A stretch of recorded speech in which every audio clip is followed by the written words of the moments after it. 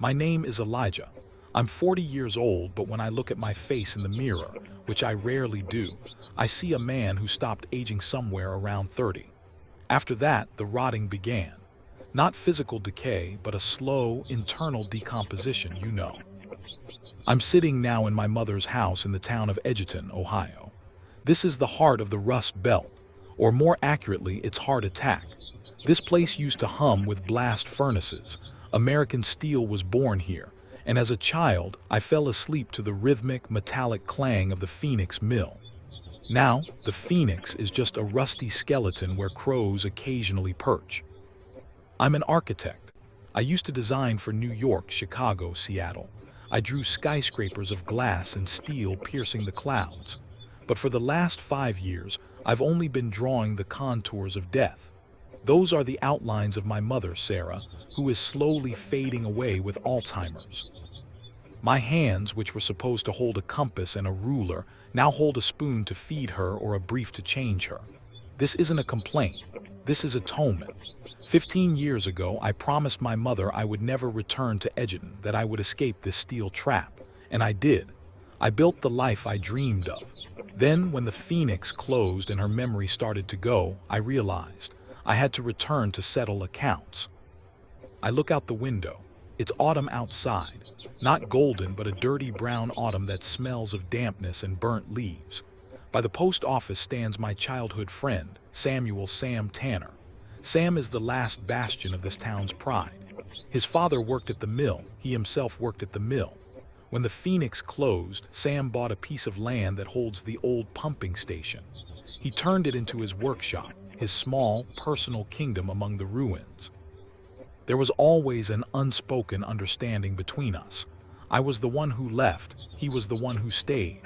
And though I feel deep empathy for Sam's hard life, he looks at me with a quiet, almost physical resentment. As if, by leaving, I took his share of success too. This morning I opened my mail, and my rotting paused. An envelope lay on the table with the city council's seal, the Edgerton Revival Competition.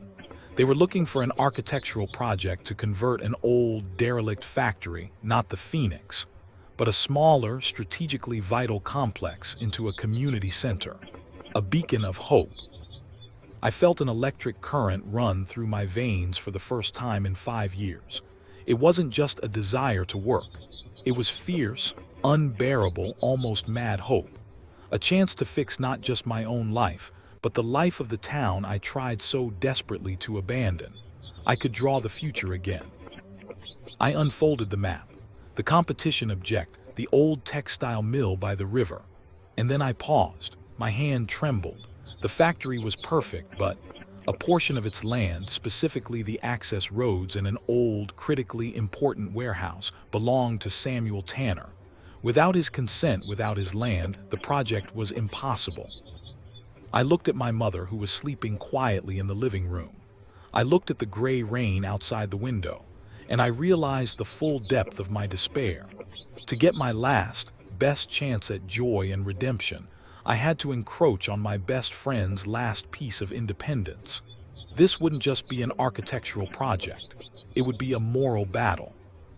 I spent the next day drawing. I opened my old attic studio where everything was covered in a thin layer of dust like sorrow. The air here smelled of old paper and broken promises. I hadn't drawn anything significant in 5 years, and at first my hands shook.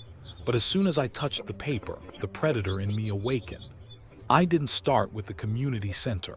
I started with the bridge. The town of Edgerton is split in half by the river. On one bank, the old, still decent residential areas. On the other, the same derelict industrial zone where the textile mill and thus Sam's land sits. My project was meant to unite these two parts. I wasn't just drawing a bridge. I was drawing an arch of connection, a place where people, regardless of their social status, could stand side by side and look at the water, not at their divided fates. It was an ecstasy. I worked 48 hours without sleep. Coffee, pencil, paper. In those lines was a pure, genuine joy I last felt as a young, bold graduate in New York. I saw Edgerton coming back to life, old brick walls turning into galleries and abandoned hangars becoming farmers' markets. But every time I approached the section with the access roads, I drew a barrier. That was Sam's property. It was key. Without it, the bridge and community center would be isolated, beautiful but meaningless architectural toys. My mother, Sarah, somehow wandered into the studio. She rarely climbed the stairs. She looked at my blueprints, her gaze hazy, but for a moment she focused on the image of the bridge. "It's beautiful, Elijah," she whispered. It looks like what you drew when you were little. You always wanted to connect things." Then her eyes clouded over again. "You should talk to George. He was always a good friend of your father's. He'll understand." She named George, not Sam, but her words were a reminder. You can't build a future by destroying the connections of the past. I put down the pencil and felt a stinging sorrow added to my joy over the project because of what I had to do. I realized this disappointment would be mutual. Sam would be disappointed in me, and I would perhaps be disappointed in my ability to be honest. I went downstairs, got into my old truck, and drove to the pumping station. The road was broken, all around piles of cut metal, the remnants of industrial life. The entrance to Sam's workshop was blocked by two rusty, heavy chains. A sign above the gate, painted in rough letters, read, "Tanner, private property, no trespassing." I shut off the engine. I knocked on the gate. A minute later, Samuel Tanner emerged from the gloomy hangar. He looked exactly as I remembered him, only worse. Broad shoulders, hands like knotted rope, but his eyes were like the remnants of slowly smoldering coal. He was 40 like me, but life in Edgerton had added weight, and not just physical. He didn't smile, he didn't greet me. He just leaned against the gate and without looking at me, filtered the words. "Elijah, I thought you only came back for funerals, or have you arrived already to bury me?" His words were as heavy as a piece of steel. I understood, he already knew everything. News here in the Rust Belt spreads like wildfire. He knew I came here not as a friend, but as an agent of change threatening his small, surviving world. "Sam," I began, holding the rolled-up blueprints in my hand. "I came to talk about us, and about your land." I stood by the rusty gate, clutching the blueprints. Sam looked at me as if I wasn't Elijah, but some kind of pollution brought by the river. His question, whether I came to bury him, carried all the bitterness of the last 15 years. I explained to him, not as an architect, but as a son of this town. I told him the city got funding, that there was a chance to turn the old factory into the heart of the community, jobs, a market, a space for children. I spoke about the bridge, about connection, about how it could give Edgerton a new purpose. Sam listened silently, but his face was tense. When I finished, he slowly nodded, and there was no joy in his eyes. He told me I was always good at drawing things that don't exist. He reminded me that when I fled to New York, promising myself skyscrapers, he stayed to fight for real things, for the old, dirty pumping station his family barely bought at auction. He stressed that to me. This land was just a red line on a map, but to him, it was the only piece of dignity left after the steel industry died. He pointedly remarked that I, Elijah the architect, was only used to taking and building for the rich, and now that I had returned, my revival meant Sam had to give up his last possession. A wave of searing disappointment washed over me, not in him but in myself. I knew he was right. I asked him how much he wanted. Money. I was ready to use all my savings to buy his plot. His response was sharp, like a steel cable snapping. He said it wasn't about money. It was about rules. The rules under which people from Edgerton don't sell their last strongholds to immigrants, even if those immigrants are former friends. He noted that my joy in this project was a direct threat to his peace. Then I made one last attempt. I reminded him of our youth, of the promise we made to each other on the roof of the Phoenix. If one of us succeeded, he would help the other. Sam replied with a bitter smile that I had already broken that promise. He recalled the moment 5 years ago when his wife left him and his workshop was almost seized for debt. I was in Seattle then, celebrating my new contract. He said I didn't care then and I didn't answer his calls. His words pierced me. It was the truth, wrapped in a thin layer of anger. I really hadn't answered.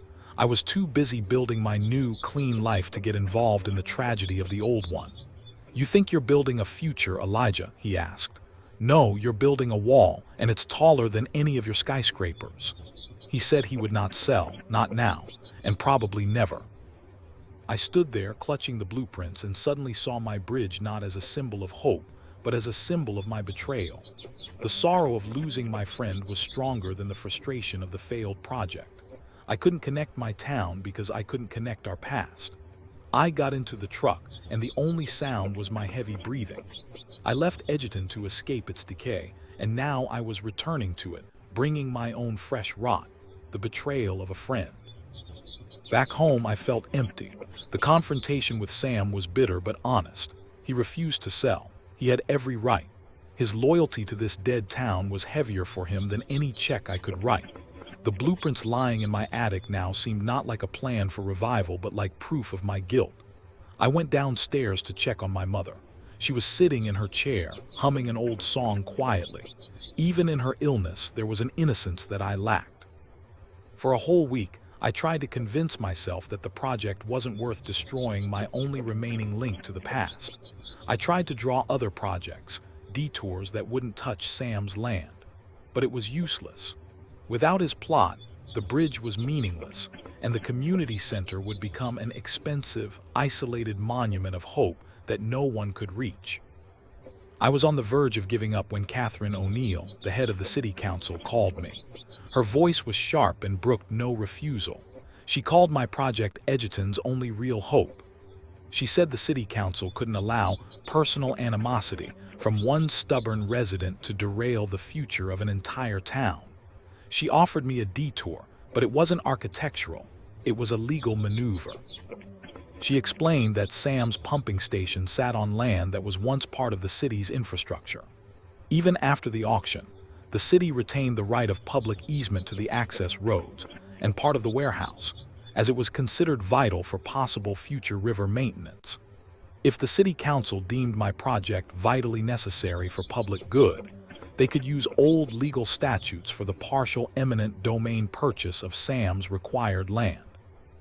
I felt a tight, cold knot clench inside me. This was the perfect, legally clean but morally disgusting way out. It meant I could realize my project, achieve my joy and my atonement, but the cost would be the complete destruction of Sam. I knew he would view it as a personal war, as further proof of my betrayal. Catherine pressured me. She spoke of children, of new jobs, of the pride that would return to Edgerton. I listened to her, but saw only Sam's eyes, eyes full of bitterness and disappointment. This choice wasn't between good and evil, but between great utility achieved through great harm and personal honesty leading to general stagnation. I remembered my mother's words. You always wanted to connect things. Now, to connect the town, I had to sever my loyalty. I felt my empathy for Sam slowly drowning under the weight of my own ego and ambition. After all, this was my last chance to prove that I hadn't just run away, but that I had been right. I picked up the phone. "Catherine," my voice sounded foreign. "Get me the necessary documents. We're starting the process." I couldn't sleep that night. I went back up to the attic. By the light of the lamp, I looked at the blueprints of my bridge. It was perfect. But now, flowing beneath it wasn't just a river, but a river of dirty, stained conscience. I felt neither joy nor sorrow. I felt emptiness. I chose my dream. Now all that remained was to find out its true, full price. The legal process was swift and ugly. When the city council officially announced the eminent domain of Sam's land under the guise of public necessity, Edgerton was split in two. Some saw it as the last, desperate chance for salvation. Others, as proof that big money always beats the little man. I didn't participate in the public discussions. I sat in the attic like a mole, illuminated only by a desk lamp. I worked like a man possessed, refining the blueprints to absolute perfection. Every line, every angle, every brick seam of the community center was a payment for my guilt. I tried to be such a good architect that my talent would justify my immorality. There was a fierce joy in this work. I felt alive again. I was creating not just buildings, but a space where people could feel pride again. It was so close to my life's dream that I almost forgot the price. But the price reminded me of itself. One evening, returning from the pharmacy, I saw that someone had spray painted a crude, ugly word on my old truck: traitor. It didn't cause anger, but a deep empathy for the pain I had inflicted. I knew it could only have been Sam. The next day, Sam himself came to my house. He didn't knock. He just opened the front door and, like old times, climbed the stairs to the attic. He stood in the doorway, his silhouette like a grief-stricken giant barely fitting in my small studio. He didn't yell. His voice was quiet but filled with such deep disappointment that it was worse than any curse. He said it wasn't about the land. He could find another workshop. It was about the fact that I returned to save the town he never left, and the only way I found was to destroy him, Sam. He reminded me that when we were kids, we went up to the roof of the Phoenix, not to dream of escape, but to promise loyalty. And that my greatest betrayal wasn't leaving but returning with the rules of a foreign world where the only law is profit. "You think you're building a bridge, Elijah?" he asked. "No, you're building a wall, and it's taller than any of your skyscrapers." Then he looked at my blueprint spread out on the table, the model of a perfect, clean, new Egerton. And that moment inflicted the deepest sorrow on me. He didn't criticize my design. He simply said, "It's beautiful, it's your best work. You built a dream, but you forgot about the people who are supposed to live in it." He turned and left. His steps, heavy and slow, sounded like a funeral march for our shared memories. I stood looking at my blueprints. They were perfect, but now they felt cold and dead to me. I had achieved my goal. My blueprints were approved. The town was ready to build, but my joy was poisoned. I had paid for my professional success with the price of my human conscience. I realized that in trying to save Egerton, I had only confirmed that the greatest rot was within myself, in my readiness to cross the line of loyalty for the sake of my own atonement. A few weeks passed. I felt like I was wearing a suit of guilt that I never took off. All the legal formalities were complete. Sam received compensation, which, I'm sure, meant nothing to him. According to the plan, the first phase of construction was supposed to begin in a week: the demolition of Sam's old warehouse. I was supposed to fly to New York the next day to close old contracts, but something kept me in Egerton. My mother, Sarah, was declining. She barely spoke anymore, but in her gaze, when she looked at me, there was unspeakable empathy. It seemed her diseased memory didn't recall who I was, but her soul remembered my pain. One evening, I went up to the attic again. The blueprints lay before me. It was my triumph, but it was poisoned. The joy of architectural perfection had finally faded, leaving behind only a cold residue of disappointment. I picked up a pencil and started drawing, but not the bridge. I drew Sam's pumping station, that old, rusty, dirty structure he had turned into his fortress. I drew it with such precision, such love for every crack, that I understood. Sam was right. I only saw the city I could create, not the people who already lived in it. I felt that my atonement wasn't in building something grand, but in restoring something small. That night I decided. This was my final OR. I quickly got ready. I took the original project blueprints, got into my truck, and drove to Sam's place. It was 3 in the morning. His pumping station was dark. I climbed over the old chains. In the yard lay cut metal emanating the smell of forgotten hard labor. I knocked loudly on the door. Finally, Sam opened it. He looked like a shadow, tired and angry. He wasn't surprised by my visit. He just asked if I had come to check if he had already packed up his remains. I felt a stinging sorrow over his bitterness. I couldn't find the words. I held out the rolled-up blueprints. "I didn't come here to take your land, Sam. I came to pay my debt," I said, and it was the single most honest sentence I had spoken in 5 years. I explained that I saw my mistake. I told him that my betrayal wasn't about money, but about ego, the desire to prove that I was better than Egerton.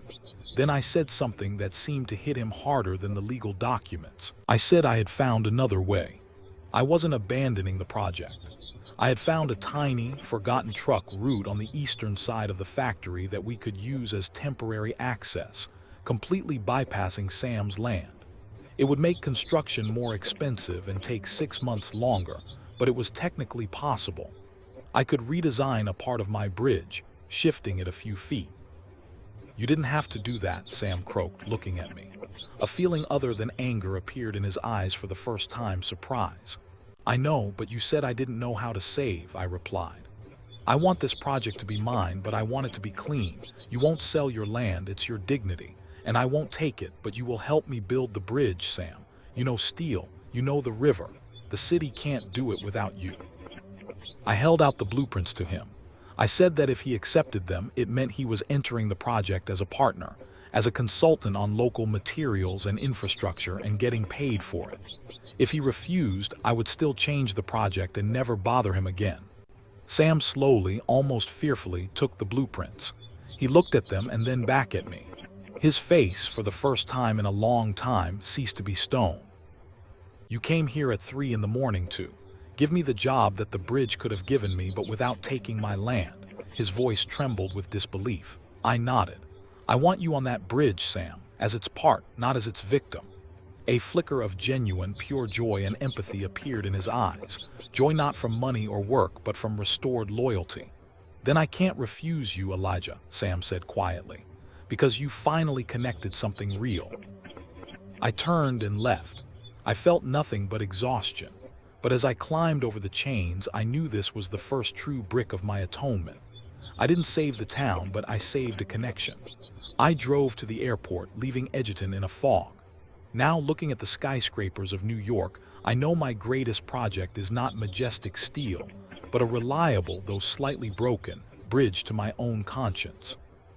I left Edgerton without looking back, but this time I felt something different than desperate escape.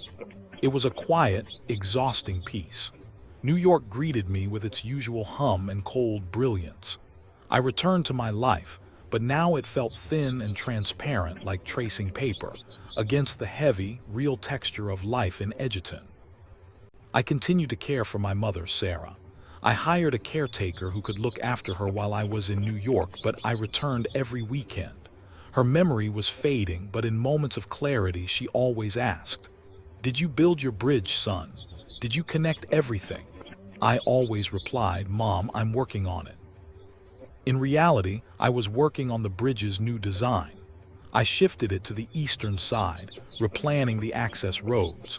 It was a complex, expensive compromise, but it was clean. The greatest joy in this project now came not from its aesthetic perfection, but from its moral integrity. Sam and I started communicating. At first, they were just business calls about steel beams and local supply chains. He was strict, professional, and reserved. He always called me the architect, never Elijah. There was a price to that, a sorrow. I knew our friendship, in the form it once was, had died. But in its place, something stronger was born, respect, based on shared labor and honesty. 18 months later, the bridge was complete. It wasn't just a structure, it was a symbol. It connected the old textile mill, now the community center, to the residential area. On the opening day, when almost the entire town gathered, I stood aside. I watched the children run across the bridge, and I saw people looking at the river with hope, not disappointment, for the first time in decades. This was the greatest professional joy of my life. I saw Sam. He stood with his arms crossed near the spot where his rusty chains used to be. He looked proud, like a man who not only helped build but defended his part of the world. He walked over to me. He didn't say anything about the bridge. He just showed me his hand covered in grease. "Needs another layer of paint here, first thing tomorrow morning," he muttered. Then he looked at me and called me by my name for the first time. "Elijah, thank you. You built something real." In that moment was everything. Empathy for our broken fates, sorrow for what was lost, and joy that we both endured. It was atonement, but not complete forgiveness. I stayed in Edgerton for another month. My mother passed away quietly a week after the bridge opening. She held my hand and, looking at the ceiling, whispered, "You came home, Elijah. You returned." I buried her next to my father by the river. I went back to New York to close my architectural firm. I couldn't draw skyscrapers for the rich anymore. My soul remained there on the bridge in Edgerton, among the rust, concrete, and real people. I returned to Edgerton for good. I bought a small house, opened a small studio, and now I only work for the Rust Belt, designing affordable housing, restoring old churches, working with local materials. I lost huge money and elite status. I lost my friendship with Sam but gained his respect. I feel disappointment in my past but a deep joy in my present purpose. I built a bridge, but the greatest work I did was the reconstruction of my own conscience. And I, Elijah, finally connected myself to my home.